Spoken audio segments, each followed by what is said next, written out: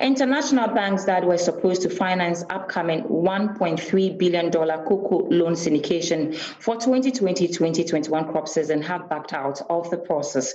These lenders, according to Reuters news agency, have cited the uncertainty amid the coronavirus as reason for their decision. Charles Aite has the rest of the story.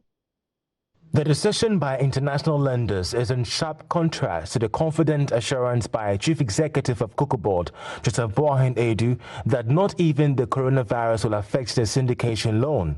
What this means is that Cocoa Board is expected to pay up for the club loan, reversing the downward trend in pricing it has enjoyed in previous years.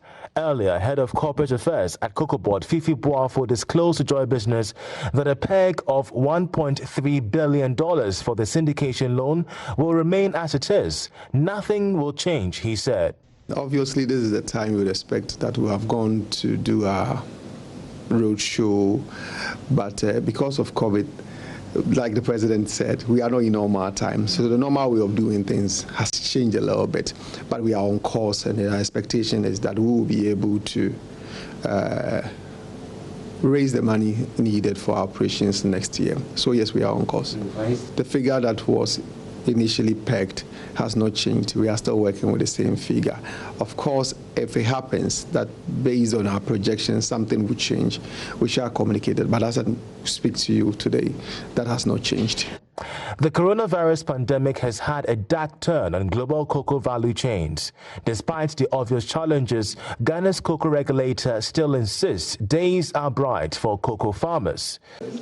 The buyers, have closed their windows, so we are not doing buying. The price of cocoa had tumbled.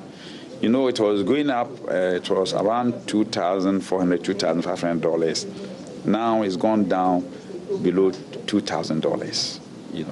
And that alone tells you immediately it brings to Ghana a deficit of almost about $1 billion. That alone. So if this thing should continue, even going to pay our farmers is going to be difficult because we are unable to syndicate right now. Chief Executive of Cocoa Board, Aboagye-Wiafe, who earlier revealed in an interview with Joy Business that the coronavirus had caused Ghana's cocoa sector a loss of $1 billion, backtracked, explaining a risk assessment committee had rather been established to study price trends and propose strategies for a rebound. We are making all efforts to get the money to pay our farmers. We've already set up a committee to look at the risk. They are doing what we call risk assessment of the whole situation.